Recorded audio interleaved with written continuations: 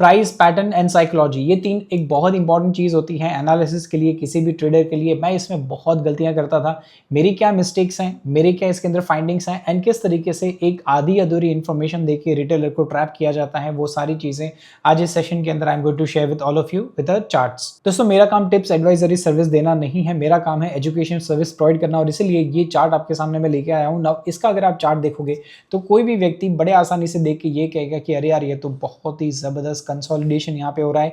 एक प्रीवियस यहाँ पे सपोर्ट, जिसको आप डिमांड जोन भी कह सकते हो। नाउ ये जो पूरा एरिया है, इसको अगर आप चाहो तो आप इसको डिमांड जोन भी कह सकते हो, सपोर्ट जोन भी आप कह सकते हो, सपोर्ट एरिया भी आप कह सकते हो। अब इसका नाम कुछ भी रख दीजिए। बेसिकली ये वो प्राइस है जहाँ से पहले प्राइस ने एक बुल मोमेंटम यहाँ पे दिया था एंड बिकॉज ऑफ दिस ये जो पूरा एरिया है ये सपोर्ट जोन बन गया। नाउ उसी लेवल के पास वापस से ये रुका है। तो फर्स्ट टाइम यहाँ पे, सेकंड टाइम यहाँ पे, थर्ड टाइम यहाँ पे, बिल्कुल एक ही जगह पे 3 बार प्राइस ने रिएक्ट किया। तो डेफिनेटली जो प्राइस है इसका वेटेज तो है और आप ये देखोगे कि यहाँ पे ब्रेकआउट होगा और ब्रेकआउट को देख के आप सीधा एंट्री करने की कोशिश करोगे। लेकिन जब इसी चार्ट को, जो पहले डेली का था, अब मैं इसको मंथली में करता हूँ, तो अब देखो ये आपका सपोर्ट जोन कहाँ पे गया। जो सपोर्ट जोन आपका यहाँ पे था, अब ये सपोर्ट जोन आपके शिफ्ट होके 2025 के मई महीने में चला गया। नाउ इस तरीके के सेटअप को कहते हैं मल्टी मंथ कंसोलिडेशन एंड अगर ये कहीं और साल चलता तो इसको आप मल्टी ईयर कंसोलिडेशन भी आप इसको कह सकते हैं। नाउ इससे फर्क नहीं पड़ेगा। अब देखो, जस्ट बिकॉज ये जो लेवल है ये आपके डेली के टाइम फ्रेम में भी अवेलेबल है, वीकली में भी है, मंथली में भी है, तो क्या इसका इंपॉर्टेंस रिड्यूस हो जाएगा? तो आंसर इज नहीं। अब यहाँ पे इंपॉर्टेंट ये है कि जिस टाइम फ्रेम में आप एनालिसिस कर रहे हो, फिर आपका टारगेट उसी हिसाब से आपका होगा। जैसे फॉर एग्जाम्पल, अगर मैं डेली टाइम फ्रेम के हिसाब से अगर मैं यहाँ पे ट्रेड कर रहा हूँ तो as per the price action strategy यहाँ पे मेरा टारगेट होना चाहिए। लेकिन अगर आप इसी सेम चार्ट को मंथली में देखोगे तो मंथली कहता है कि भाई जहां पे मेरा टारगेट है वो इनफैक्ट एक नया ब्रेकआउट है। तो मैं डेली का टाइम फ्रेम देख के मैं टारगेट मैं यहां पे रखूंगा, लेकिन अगर मैं मंथली का टाइम फ्रेम देखूंगा तो मंथली के टाइम फ्रेम पे मेरा जो टारगेट है वो यहां पे होगा, क्योंकि ये है मेरा एक्चुअल सपोर्ट जोन या आपका रेजिस्टेंस जोन या आपका सेलिंग जोन। आप इसको जो भी प्राइस एक्शन के हिसाब से नाम देना चाहो, लेकिन जैसे ही आपका टाइम फ्रेम चेंज होता है वैसे ही आपके टारगेट, आपके एंट्री, आपके स्टॉप लॉस टारगेट सब कुछ चेंज हो जाता है। नाउ ये चीज भी आपको याद रखना पड़ेगा। ये बोलना बहुत आसान है कि ये जो सपोर्ट है ना ये 2025 में आया था, लेकिन यहाँ पे हम 2 दिन किसी पोजीशन को होल्ड करके नहीं रख सकते। तो क्या हम 2 साल तक कोई पोजीशन को होल्ड कर सकते हैं? तो टाइम फ्रेम इंपॉर्टेंट है, लेकिन उससे ज्यादा इंपॉर्टेंट कि आपके पास होल्ड करने की कैपेसिटी कितनी है। और जितना ही आपका होल्ड करने की कैपेसिटी हो, आपका कैलिबर हो, उसी हिसाब से आपको टाइम फ्रेम सिलेक्शन करना चाहिए। देखिए, जनरली सारे रिटेलर कहते हैं कि मितुल जी कोई चीज हो जाती है उसके बाद ये कहना बहुत आसान होता है। जैसे इस चार्ट में अगर आप देखोगे तो यहाँ पे एक, आई एम श्योर आपको एक स्ट्रक्चर यहाँ पे दिखेगा और ये स्ट्रक्चर को यहाँ पे कहते हैं राउंडिंग टॉप। और हाँ, आपकी बात ये सच है कि ये होने के बाद बड़ा आसान दिखता है। Now as per the rounding top, यहाँ पे अगर आप देखो तो यहाँ पे आपको एक रेजिस्टेंस दिखा और इस रेजिस्टेंस के पास यहाँ पे आपको एक ब्रेकडाउन मिला। अब प्रॉब्लम क्या है कि होने के बाद मुझे दिखा, अब मैं क्या करूं? अब तो मैं यहाँ पे हूँ। Now first thing you need to understand कि यहाँ पे एक पुल बैक जब आपको मिलेगा तो आप यहाँ पे एंट्री ले सकते हो। लेकिन क्या ये पुल बैक आएगा तो क्या ये रिलायबल हो गया? क्या ये जो मैंने रैली यहाँ पे मिस कर दी, कि यहाँ पे वापस से मैं एंट्री लूँ तो क्या मुझे एक नई रैली क्या यहाँ पे मुझे मिल सकती है?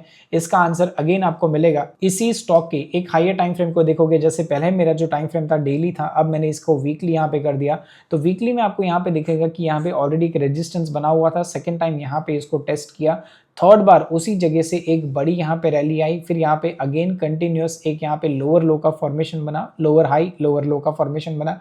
एंड अभी जहाँ पे ये राउंडिंग टॉप जो डेली में हमें यहाँ पे दिख रहा था, वो अब हम यहाँ पे बहुत ही अच्छे तरीके से एक सप्लाई जोन तरीके से यहाँ पे देख सकते हैं। And there is a probability कि मेरा जो टारगेट है वो यहाँ पे अचीव हो जाए। तो देखो, पहले का जो केस स्टडी था उसमें हमने क्या देखा, मल्टी टाइम फ्रेम एनालिसिस करके, कि जहाँ पे मैं एंट्री ले रहा हूँ वो एंट्री तो सही है, लेकिन मैं टारगेट कहाँ पे रखूँ। और यहाँ पे भी at the time of entry मुझे कंफ्यूजन हो रहा था कि यहाँ पे अगर मैं एंट्री ले रहा हूँ तो क्या मेरे पास कोई एडिशनल कंफर्मेशन है। जैसे ही मैंने टाइम फ्रेम को मैंने चेंज कर दिया, वैसे ही मेरा जो व्यू है क्लियर हो गया। तो यहाँ पे व्हाट इज इंपॉर्टेंट, आपके साइकोलॉजी को, आपके ट्रेड को, आपको और कॉन्फिडेंस अगर आपको देना है तो आपको अलग अलग टाइम फ्रेम में इसको चेक करना पड़ेगा। हालांकि आज मैं सारे एनालिसिस जो है वो डेली के ऊपर के टाइम फ्रेम के ही अंदर ही मैं कर रहा हूँ, डेली के नीचे में कोई नहीं कर रहा हूँ। तो दोस्तों, ये मेरा थर्ड चार्ट है। इस थर्ड चार्ट के अंदर हम टेक्निकल एनालिसिस कॉन्सेप्ट के ऊपर ये डिस्कशन कर रहे हैं कि यहाँ पे एक बहुत ही अच्छा बुल मोमेंटम आया। आप देख सकते हो कि ये जो कैंडल है ये बहुत ही ज्यादा मोटी है।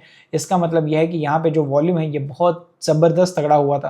नाउ इतना वॉल्यूम हुआ, उसके बाद ये नीचे नहीं गया और उसी लेवल के पास यहाँ पे कंसोलिडेशन होता रहा। इसका मतलब यह है कि यहाँ से ये ब्रेकआउट होगा। बट वेट अ मिनट, क्या आपने जायंट एलिफेंट कॉन्सेप्ट के बारे में सुना है? आई एम श्योर आप सब मेरी बात से एग्री करोगे कि जितनी रफ्तार से घोड़ा चीता दौड़ सकता है उतनी रफ्तार से हाथी नहीं दौड़ सकता। उसका रीजन ही यही है कि इस कॉन्सेप्ट को स्टॉक मार्केट में यूज किया जाता है। जब भी कोई स्टॉक जिसका वेट बहुत ज्यादा हो जाए तो उसको हैवी एलिफेंट कहते हैं। जैसे आप इस स्टॉक को देखोगे तो ये स्टॉक वैल्यूएशन में इतना कोई बड़ा यहाँ पे राजा नहीं है, लेकिन अगर आप देखोगे कि ये इसने जब लाइफ टाइम हाई बनाया था तो वहां से 60% का इसने फॉल रजिस्टर किया। अब आप सोचिए कि हर एक लेवल के पास जिन जिन लोगों ने डिलीवरी ली थी, जब भी ये प्राइस अगर ऊपर जाने की कोशिश करेगा तो यहाँ पे जो रिटेलर है, जो फंस चुके हैं, जो कई सालों से कई महीनों से अपनी पोजीशन में फंस चुके हैं, तो वो सबसे पहले वो एग्जिट के बारे में सोचेंगे। और इसी को यहाँ पे मैं जायंट एलिफेंट की मैं बात कर रहा हूँ। ऐसी थियरी जो है किसी और स्टॉक में भी लग सकती है। कुछ 2 स्टॉक और मैं जानता हूँ, अगर आपको ऐसे कोई स्टॉक का नाम पता है कि जो अपने ही लाइफ टाइम हाई से बहुत ज़्यादा गिर चुके हो और अब बिजनेस अच्छा है, कंपनी अच्छी है, हम उसको देख रहे हैं, डे टू डे लाइफ में हम इनके सर्विसेज को भी एंजॉय कर रहे हैं, but because stock has draw down more than 30-40-50%, अब ये अपने ही वेट से ये दब के रहेगा। नाउ प्रॉब्लम ये है कि अब यहाँ पे जब बुल मोमेंटम आएगा तो इट विल बी स्लो। तो यहाँ पे स्टॉक सिलेक्शन में भी मल्टीपल टाइम फ्रेम आपकी हेल्प कर सकता है। जब भी कोई स्टॉक मोर देन 30% का डेप्रिसिएशन यहाँ पे दे दे और उसके पीछे कोई लॉजिकल रीजन अगर आपको समझ में नहीं आ रहा तो वेट अ मिनट, उस स्टॉक को आप यहाँ पे सेकंड कैटेगरी में रखो, उसको अपनी प्रायोरिटी कैटेगरी में मत रखो। अब ये चार्ट को अगर कोई ट्रेडर देखेगा ना तो वो पागल हो जाएगा, क्योंकि वो देखेगा अरे यार कितना जबरदस्त मोमेंटम है, बुल मोमेंटम, बेयर मोमेंटम, जो रैली आ रही है वो तो क्या जबरदस्त यहाँ पे रैली आ रही है। अगर यहाँ पे सार स्ट्रेटेजी अपना दी जाए तो कितना जबरदस्त पैसा बनेगा। अब की बात बिल्कुल सच है, लेकिन जब इसी चार्ट को जब मैं थोड़ा सा जूम आउट करता हूं तो अब शायद आपको यहाँ पे दिखेगा कि अभी जिस समय जिस प्राइस पे ये स्टॉक ट्रेड कर रहा है, ये वही प्राइस है जहां पे ये 2021 के अंदर ट्रेड कर रहा था। नाउ माय क्वेश्चन इज, कोई भी जो स्टॉक होता है वो सबसे पहले अपने इन्वेस्टर का होता है और उसके बाद ट्रेडर का होता है। तो अगर इन्वेस्टर को ही 2021 से लेके अब तक इसने कोई रिटर्न नहीं कमा के दिया, that means there is something structurally wrong. Now stock गिर नहीं रहा है, ये अच्छी बात है, इसका मतलब इन्वेस्टर्स को एटलीस्ट लॉस नहीं हो रहा, लेकिन ट्रेडर यहाँ पे पैसा बना रहे। तो अगेन आई वुड से कि जब भी देखो, फर्स्ट हमारा कॉन्सेप्ट क्या था कि आप अपना जो टाइम फ्रेम है उसको इंक्रीज करो या डिक्रीज करो। सेकंड हमने क्या देखा कि जब भी आपको बड़ा टारगेट सेट करना हो तो आप रेफरेंस ले सकते हैं बड़े टाइम फ्रेम का या छोटे टाइम फ्रेम का। अपनी एंट्री को एनहांस करने के लिए आप छोटी टाइम फ्रेम का इस्तेमाल आप कर सकते हो। थर्ड कॉन्सेप्ट में हमने देखा कि किसी भी स्टॉक के अंदर एंट्री ले या नहीं, और अगर लेते हैं तो मेरा जो व्यू है क्या ये इन्वेस्टर का हो सकता है या मेरा जो व्यू है ये ट्रेडर का हो सकता है। जायंट एलिफेंट जिस कॉन्सेप्ट के ऊपर डिस्कशन किया था। और अभी ये जो फोर्थ यहाँ पे जो चार्ट हम यहाँ पे देख रहे हैं, यहाँ पे ये देख रहे हैं कि क्या ये जो स्टॉक है इसने अपने इन्वेस्टर्स को पैसा कमा के दिया या नहीं। अगर अपने इन्वेस्टर्स को पैसा कमा के नहीं दिया, इसका मतलब यह है कि यहाँ पे इक्विटी सेगमेंट में पैसा लगाना अपने आप में काफी ज्यादा रिस्की हो सकता है। Unless and until you have some big confirmation, तब तक आप यहाँ पे नहीं इस सेगमेंट में पैसा लगा सकते। तो देखो, हमने यहाँ पे टाइम फ्रेम भी हमने यहाँ पे देखा, टारगेट सेट करने का तरीका भी हमने यहाँ पे देखा। हम यहाँ पे ट्रेडर हैं या इन्वेस्टर हैं और उस हिसाब से क्या ये एंट्री मेरे लिए सही है ये भी हमने देखा। और हमें यहाँ पे कौन से सेगमेंट में ट्रेड करना चाहिए ये भी मैंने आपको इसी वीडियो में बताया। बट वेट अ मिनट, अब ये पूरा नहीं हुआ है, क्योंकि अब जो मैं आपको मैं चार्ट बता रहा हूँ ये आपके स्क्रीन के ऊपर चार्ट है, कम से कम 3 साल का, 3 साल से ज्यादा ही होगा। अगर आप यहाँ पे देखोगे जो प्राइस है ये एक नॉर्थ डायरेक्शन में जा रहा है, बहुत ही ब्यूटीफुली जा रहा है, बहुत ही अच्छे तरीके से जा रहा है। अब एक चीज समझो कि अगर मेरा जो स्टॉक है ये 3 साल के लिए जैसे हमने प्रीवियस जो स्टॉक देखा था वो पिछले 3 साल से वो एक हॉरिजॉन्टल लाइन जैसे यहाँ पे चल रहा था। 3 साल तक इसने अपने इन्वेस्टर्स को कोई रिटर्न नहीं दिया, जबकि ये जो स्टॉक है वो उसी ड्यूरेशन में बहुत ही अच्छा बुल मोमेंटम यहाँ पे दे रहा है। अब इसका मतलब ये है कि जब भी कोई स्टॉक इस तरीके से यहाँ पे चलता हो तो प्रॉब्लम ये है कि आपकी जो ट्रेडिंग स्ट्रेटेजी है it should not be uniform, it should not be common between 2 stocks. इसके अंदर डेफिनेटली सार स्ट्रेटेजी में रन करता हूं तो मुझे बेनिफिट जरूर मिलेगा, लेकिन वी नीड टू अंडरस्टैंड कि यहाँ पे जो ब्रेकआउट है that would be more reliable compare to the breakdown. तो अब मुझे ये इंफॉर्मेशन को अपनी स्ट्रेटेजी के अंदर कोड करना पड़ेगा। मैं कई सारी स्ट्रेटेजी, जनरली लोग स्ट्रेटेजी क्या अपनाते हैं कि बाई की पोजीशन बनाई तो उसमें भी यहाँ पे सेम क्वांटिटी और सेल की पोजीशन बनाई तो उसमें भी सेम क्वांटिटी, इसको कहते हैं इक्वल वेटेज। अब ये जो इक्वल वेटेज है it is beautiful in stock like this, लेकिन इस तरीके के स्टॉक में अगर आप चाहो तो कुछ एडिशनल और ज्यादा अपनी स्ट्रेटेजी में माइनर ट्विक्स करके ज्यादा रिटर्न आप कमा सकते हो। अब ऐसे मोर देन 126 कॉन्सेप्ट ऑलरेडी मैंने आपके साथ शेयर किए हैं। अगर आपने ये कोर्स अब तक एनरोल नहीं किया है 70 ट्रेडर्स बिल्डिंग ब्लॉक, तो फटाफट से इस कोर्स को एनरोल कर लीजिए। 10 दिन का एक स्ट्रक्चरल लर्निंग जिसमें 7 दिन प्योर थियरी क्लास होंगे, 35 एजेंडा, 126 कॉन्सेप्ट, 3 दिन रिकॉर्डेड प्रैक्टिकल चार्ट के ऊपर lectures and more than everything, 15 ready to use trading strategies along with the back test report in a trading view. ये ऑलरेडी सारी चीजें मैंने रेडी करके रखी है, आपको सिर्फ एक काम करना है, आपको आपके कंप्यूटर स्क्रीन के ऊपर जो ये लिंक दिख रही है यहाँ पे जाना है। अदरवाइज आप यहाँ पे इस वीडियो के डिस्क्रिप्शन में भी जा सकते हो, यहाँ पे जाके आपको रजिस्टर करना है और साथ साथ में आपको मेरी कम्युनिटी के अंदर भी मैं ऐड कर दूंगा, जहां पे जो मेरी मिस्टेक्स हो रही हैं, जो मेरे एनालिसिस के अंदर जो मेरी गड़बड़ है, जो मैं अपनी गलतियों को मैं सुधार रहा हूं, जो मैं अपने लूप होल्स को मैं सुधार रहा हूं, ये सारी इन्फॉर्मेशन मैं टाइम टू टाइम मैं आपको देता रहूंगा। तो रजिस्ट्रेशन बिल्कुल फ्री है, मैं फिर से आपके सामने मैं शेयर कर देता हूं।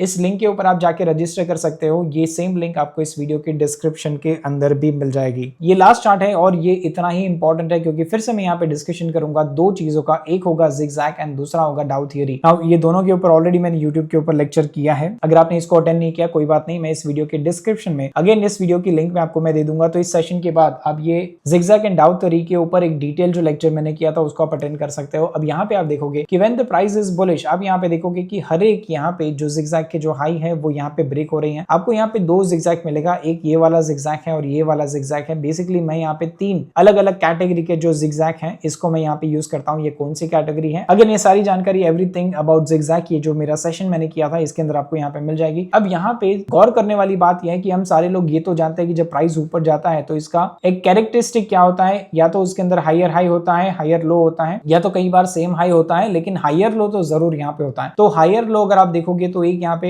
एज पर द डाउ थियरी ये एक अप ट्रेंड की निशानी है। आप देखोगे कि ये लो यहाँ पे बना, ये यहाँ पे बना, यहाँ पे बना, यहाँ पे बना, यहाँ पे बना, यहाँ पे बना। Now when you know that the price is bullish, तो ब्रेकआउट जो है ये ज्यादा रिलायबल हो जाता है, लेकिन मोर देन ब्रेकआउट लो है ये भी ज्यादा रिलायबल हो जाते हैं। कैसे? जैसे मान लीजिए कि यहाँ से लेके प्राइस यहाँ पे नीचे है, अब मैं जानता हूँ कि ये जो प्रीवियस लो है कभी भी ये ट्रिगर नहीं होगा, तो मैं क्या करूंगा, इस लो के कुछ मार्जिनल ऊपर ही मैं यहाँ पे एक्यूमुलेट करने की मैं कोशिश करूंगा। हो सकता है कि मुझे यहाँ पे कोई एक्यूमुलेशन का जोन या डिमांड जोन मुझे यहाँ पे ना मिले, लेकिन क्योंकि मेरा जो बायस है ये बुलिश है, तो मैं यहाँ पे क्या कर सकता हूँ, अपना जो टाइम फ्रेम है, अभी ये जो चार्ट देख रहे हो आप, ये डेली में देख रहे हो, इसको अगर आप चाहो तो इसको यहाँ पे 2 आवर में आप इसको कन्वर्ट कर सकते हो। जैसे आप इसको 2 आवर में कन्वर्ट करोगे, होगा क्या कि 2 आवर के जो भी यहाँ पे स्विंग्स होंगे बेस्ड ऑफ दैट जिगजैग अपने आप ही जो लेवल है ये प्लॉट कर देगा। पहले जब डेली के टाइम फ्रेम में आपको यहाँ पे कोई लेवल क्लियरली नहीं मिल रहा था, अब यहाँ पे जैसे ही आप इसका टाइम फ्रेम रिड्यूस करोगे तब आपको यहाँ पे जो लेवल्स हैं ये और क्लियरली यहाँ पे दिख जाएंगे। तो आज इस सेशन के अंदर प्राइस पैटर्न साइकोलॉजी इसके ऊपर मैंने डिस्कशन किया। अगर आपको ये पूरा एक्सप्लेनेशन अच्छा लगा हो तो इस वीडियो को लाइक, शेयर एंड मेरे चैनल को सब्सक्राइब करना मत भूलना। फिर से एक बार मैं बता दूं, आप ये 7D ट्रेडर्स बिल्डिंग ब्लॉक इस सेशन को बिल्कुल भी मिस मत कीजिएगा। और ये जो सेशन है ये कोई 10 दिन के लिए नहीं है, ये लाइफ टाइम वैलिडिटी के साथ आएगा और मैं समय समय पे इसमें नए लेक्चर्स, नई इन्फॉर्मेशन मैं ऐड करते रहता हूं। अपने जो विचार है, अपने जो एनालिसिस हैं, मैं जो बुक्स में रीड करता हूं, मैं जो न्यूज़ मेरे सामने आते हैं, जो रूमर्स इवन मेरे सामने आते हैं, वो सारी चीज़ें मैं शेयर करता हूं। तो मेक श्योर कि आप मेरे मिस्टेक से फटाफट लर्न करिए, सो दैट जो गलती मैंने की या साधारण सारे जो रिटेलर कर रहे हैं वो गलती एटलीस्ट आप ना दोहराएं। तो see you all in the 7 day traders building block. तब तक के लिए take care of your hard and money and जय हिंद।